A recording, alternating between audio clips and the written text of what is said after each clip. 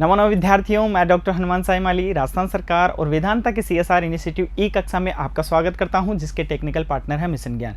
विद्यार्थियों, आज की कक्षा में हम सेम उसी प्रथमो भाग के चतुर्थ पाठ है कल्पतरु, उसके प्रश्नों को हल करेंगे। विद्यार्थियों, विगत कक्षा में हमने इसके पाठ का अध्ययन किया था, उसी पाठ के आधार पर आज हम इन प्रश्नों को हल करेंगे। विद्यार्थियों, प्रश्न हल करने से पूर्व आप अपनी अभ्यास पुस्तिका, अपना पेन अपने पास रखें, ताकि जहाँ पर भी आपको लिखने की आवश्यकता हो आप उसके अंदर लिख सकें और फिर बाद में उसे याद कर सकें। तो विद्यार्थियों, आप अपनी दृष्टि इसी तरफ बनाए रखें, देखते रहें कि हम किस प्रकार से प्रश्नों को हल कर रहे हैं और आप भी उसे साथ के साथ अभ्यास करते रहें। चलिए विद्यार्थियों, हमारे पास पहला प्रश्न है, एक पदेन उत्तरम लिखत, अर्थात हमें जो उत्तर है वह एक ही पद के अंदर लिखना है। हमारा उत्तर सिर्फ एक पद के अंदर ही होगा। विद्यार्थियों, पहला प्रश्न है, जीमूत वाहन है कस्य पुत्र है अस्ति। जीमूत वाहन किसका पुत्र है, यह हमारा प्रश्न है। हमें इसका उत्तर देना है। उत्तर हमारे पास, जब हमने अपने जो कथा का अध्ययन किया था उस समय हमने पढ़ा था कि हमारा जो जीमूत वाहन नायक था उस कथा का, उसके जो पिता थे वह कौन थे? जीमूत केतु। तो अब हमारा यहाँ उत्तर होगा जीमूत केतो, अर्थात हमने जो कस्य के स्थान पर इसका उत्तर दिया है। अगला प्रश्न हमारे पास है विद्यार्थियों, संसारे अस्मिन् कः अनश्वरः भवति। इस संसार में अनश्वर क्या है, अर्थात ऐसा क्या है जो अनश्वर है, जो नष्ट नहीं होने वाला है। विद्यार्थियों, हमने कथा के अंदर पढ़ा था कि यह हमारा शरीर और यह द्रव्य पदार्थ अर्थात धन दौलत, ये सभी नश्वर हैं। अनश्वर क्या था? अनश्वर सिर्फ परोपकार था। तो विद्यार्थियों, हमारा उत्तर क्या होगा? परोपकार है। तो संसारे अस्मिन् परोपकार है अनश्वर भवति, अर्थात इस संसार में परोपकार ही अनश्वर है, बाकी सब नश्वर है। प्रश्न है, जीमूत केतु जीमूत वाहन है परोपकारेक फल सिद्धये कम आराध्यति। जीमूत वाहन एकमात्र परोपकार की सिद्धि के लिए किसकी आराधना करता है? तो हमें पता है किसकी आराधना की थी उन्होंने? कल्पतरु की, अर्थात कल्पतरु की आराधना करके ही उन्होंने अपने परोपकार के फल की सिद्धि प्राप्त की थी। तो हमारा उत्तर आ गया कल्पपादपम। जीमूत वाहन है परोपकारेक फल सिद्धये कल्पपादपम आराध्यति। अगला प्रश्न है, जीमूत वाहनस्य सर्वभूतानुकंपया सर्वत्र किम प्रथितम। प्रथितम मतलब प्रसिद्ध। जीमूत वाहन के सभी जो प्राणी थे उन पे कल्याण करने से सभी जगह क्या प्रसिद्ध हुआ। अब हमने जाना विद्यार्थियों उस कथा के अंदर कि जीमूत वाहन ने जो परोपकार किया था, जो प्राणियों पे कल्याण किया था, उस कल्याण के कारण उसका जो यश है वह प्रसिद्ध हुआ था। तो जीमूत वाहन से सर्वभूतानुकंपया सर्वत्र यशः प्रथितम, सभी जगह यश प्रसिद्ध हुआ। अगला प्रश्न विद्यार्थियों हमारे पास में, कल्पतरु भुवि कानि अवर्षत। कल्पतरु ने पृथ्वी पर किसकी वर्षा की, अर्थात कल्पतरु ने जब स्वर्ग में गया तो स्वर्ग से किसकी वर्षा की थी, जिससे सभी निर्धन न होकर धनवान हो गए थे। उस किसकी वर्षा थी विद्यार्थियों? वह वर्षा थी धन की, अर्थात कल्पतरु भूवि ही वसूनि अवर्षत, उसने वहां जाकर धन की वर्षा की। अब विद्यार्थियों हमारे पास दूसरा प्रश्न आता है। दूसरा प्रश्न है विद्यार्थियों कि अधोलिखितानां प्रश्नानां उत्तराणि संस्कृत भाषया लिखत। जो प्रश्न दिए हुए हैं उनके उत्तर हमें संस्कृत भाषा के अंदर देने हैं और पूर्ण वाक्य के अंदर हमें उत्तर देना है। चलिए विद्यार्थियों, पहला प्रश्न, कंचनपुरम नाम नगरम कुत्र विभाति स्म। जो कंचनपुर नाम का नगर था वह कहाँ स्थापित था, अर्थात कहाँ पर था।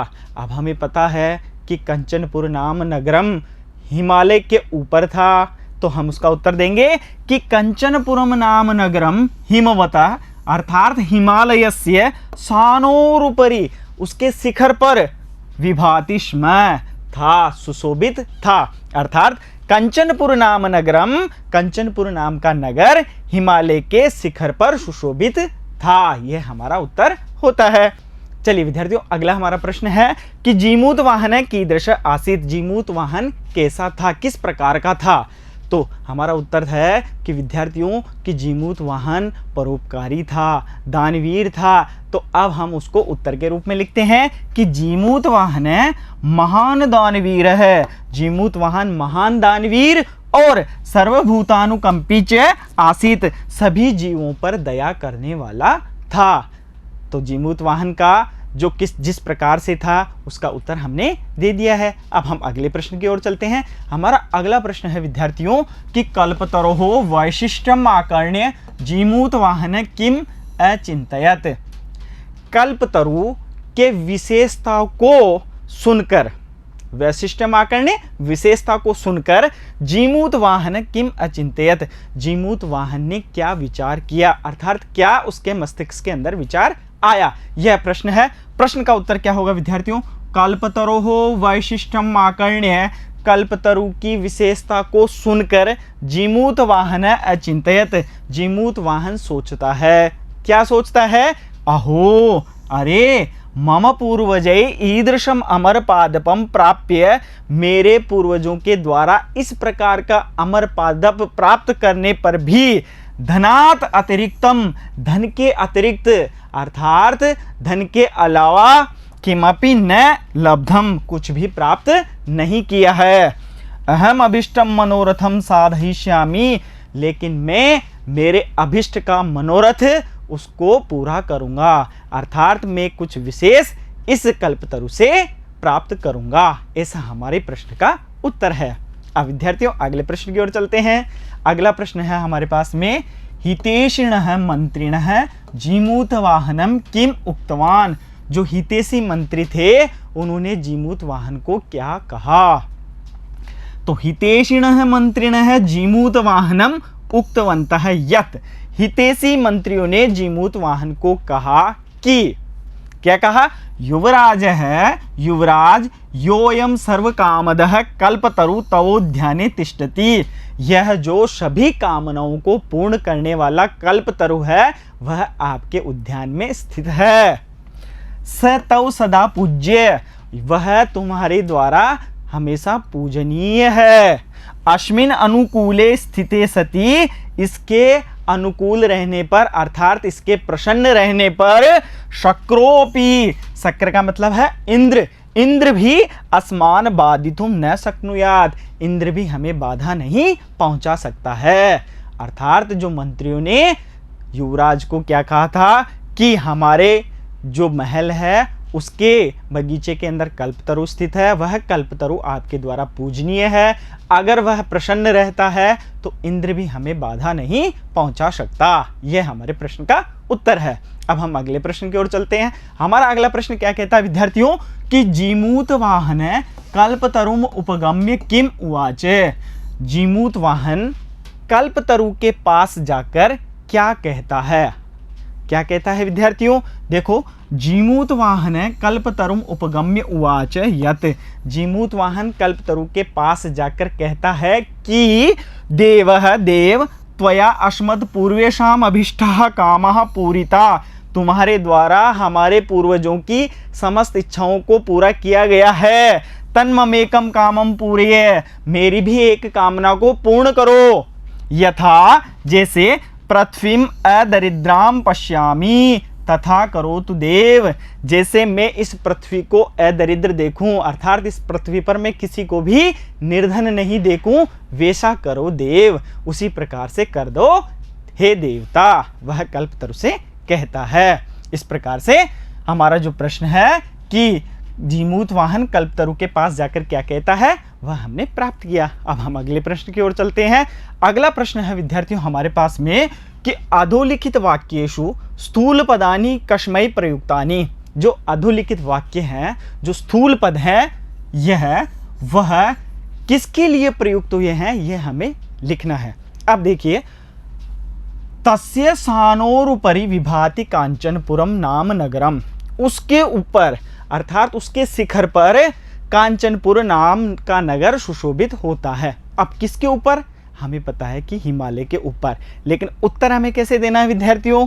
यहाँ पर षष्ठी विभक्ति का प्रयोग हुआ है, इस कारण हमें उत्तर भी षष्ठी विभक्ति के अंदर ही देना है। तो हमारा उत्तर क्या होगा? हिमवतः सानोरुपरि विभाति कांचनपुरम नाम नगरम। दूसरा, राजा संप्राप्त यौवनम तम यौवराज्ये अभिषिक्तवान। राजा ने उसके युवा अवस्था के प्राप्त करने पर उसको युवराज पद पर सुशोभित किया, अर्थात युवराज पद पर पदस्थापित किया। अब किसको? तम, उसको। तो हमारा उत्तर क्या होगा? जीमूत वाहनम, अर्थात जीमूत वाहन को। यहां पर द्वितीय था, प्रश्न द्वितीय में पूछ रहा था, तो हमने उत्तर भी द्वितीय विभक्ति के अंदर ही दिया है। अब हम आगे की ओर चलते हैं। आगे हमारा प्रश्न क्या है विद्यार्थियों कि अयम तव सदा पूज्य है, यह तुम्हारे लिए सदा पूजनीय है। यह कौन? कल्पतरु। तो कल्पतरु को अयम के स्थान पर क्या लिखेंगे? कल्पतरु। कल्पतरु तव सदा पूज्य है, कल्पतरु तुम्हारे द्वारा पूजनीय है। आगे क्या है विद्यार्थियों? तात त्वम तु जानासी, तुम तो जानते हो, यत धनम वीचिवत चंचलम। हे पिताजी, तात किसके लिए प्रयुक्त हुआ था वहां पर? पिता के लिए। तुम तो जानते हो, यह धन जल के तरंग की भांति है, जल के लहरों की भांति है। अर्थात यह जो धन है वह क्षणिक है, आता है और चला जाता है, अर्थात नश्वर है। तो हमारा प्रश्न पूछा है कि त्वम किसके लिए प्रयुक्त हुआ है? त्वम पिता के लिए ही प्रयुक्त हुआ है, लेकिन पिता का नाम क्या था? पिता का नाम था पिता जीमूत केतु। हमने इसका उत्तर ढूंढ लिया है और हमने इसका उत्तर लिख दिया है। विद्यार्थियों, आपको समझ में आ रहा होगा कि हम किस प्रकार से इनके उत्तर दे रहे हैं। यह उत्तर आपको पढ़ाने के साथ साथ ही याद करते हुए चलना है, ताकि हमें बाद में किसी प्रकार की परेशानी नहीं हो और हम इनका उत्तर आसानी से दे सकें। अब हम अगले प्रश्न की ओर बढ़ते हैं। हमारा अगला प्रश्न है विद्यार्थियों पर्याय पदों के लिए। तो अधोलिखितानाम पदानाम पर्याय पदम पाठात चित्वा लिखत। अधोलिखित जो पद हैं उनके पर्याय पद पाठ से चुनकर हमें लिखने हैं, अर्थात पाठ से हमें ढूंढकर लिखने हैं। तो देखिए विद्यार्थियों, पर्याय पद यह पद है, यहाँ पर पर्याय है। अब जो हमारा पाठ था कल्पतरु, उस पाठ में से हमें जो पद हैं उनके पर्यायवाची पदों का जो प्रयोग किया हुआ है उनको ढूंढना है और ढूंढकर यहाँ लिखना है। ये अभ्यास का कार्य आपको करना है। हालांकि यहाँ पर उत्तर लिखे हुए हैं, फिर भी आपको जो पाठ है उसमें से ढूंढना है कि कहाँ कहाँ पर इन पर्याय पदों का प्रयोग किया गया है और किस अर्थ में किया गया है, ये आपको ढूंढना है। ये आपका अभ्यास है। पर्वतः, पर्वतः के लिए विद्यार्थियों पाठ के अंदर हमारे पास प्रयोग तो हुआ है नगः। नगः और पर्वतः दोनों का अर्थ समान है क्योंकि पर्यायवाची है। पर्वत का अर्थ नग और नगः का अर्थ पर्वत। भूपति ही, भूपति किसको कहते हैं? राजा को। और तो हमारे पास पर्याय पद क्या है विद्यार्थियों? राजा।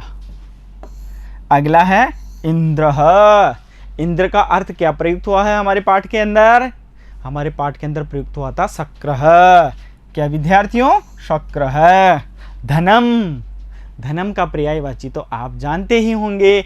धनम मतलब अर्थ है और वशु, ये दो पद हमारे पाठ के अंदर प्रयुक्त हुए हैं, अर्थ है और वशु। इच्छितम, इच्छितम से क्या तात्पर्य विद्यार्थियों? अभिलषितम, अर्थात चाहा गया। तो हमने जो हमारे पाठ है उसके जो पर्यायवाची हैं उनको ढूंढा है। और इच्छितम का एक और पर्यायवाची क्या है? अभिष्टम, यह भी हमारे पाठ के अंदर है। अब हम आगे की ओर देखते हैं विद्यार्थियों। अभिलषितम और अभिष्ट को हमने प्राप्त कर लिया है। अब आगे क्या है? आगे है विद्यार्थियों हमारे पास में समीपम। समीपम से क्या मतलब है? अंतिकम। अंतिकम का मतलब होता है पास। और धरित्रीम, धरित्रीम मतलब पृथ्वी। और उसके बाद हमारे पास क्या है विद्यार्थियों? कल्याणम। कल्याणम से क्या तात्पर्य है? परोपकार है और हितम। परोपकार है, हितम। वाणी, वाणी से क्या तात्पर्य है? वाक। और वृक्ष है, वृक्ष के दो पर्यायवाची हमने पाठ में देखे हैं, तरुः और पादपः। तरु और पादपः। तो विद्यार्थियों आज की कक्षा में हमने जो हमारे पहले प्रश्न से चतुर्थ प्रश्न पर्यंत तक हमने अध्ययन किया है, उनको सीखा है। अब आगे की कक्षा में हम शेष बचे हुए प्रश्नों को हल करेंगे। तो विद्यार्थियों, अब हम मिलते हैं अगले वीडियो में शेष बचे हुए प्रश्नों के साथ। तब तक के लिए धन्यवाद।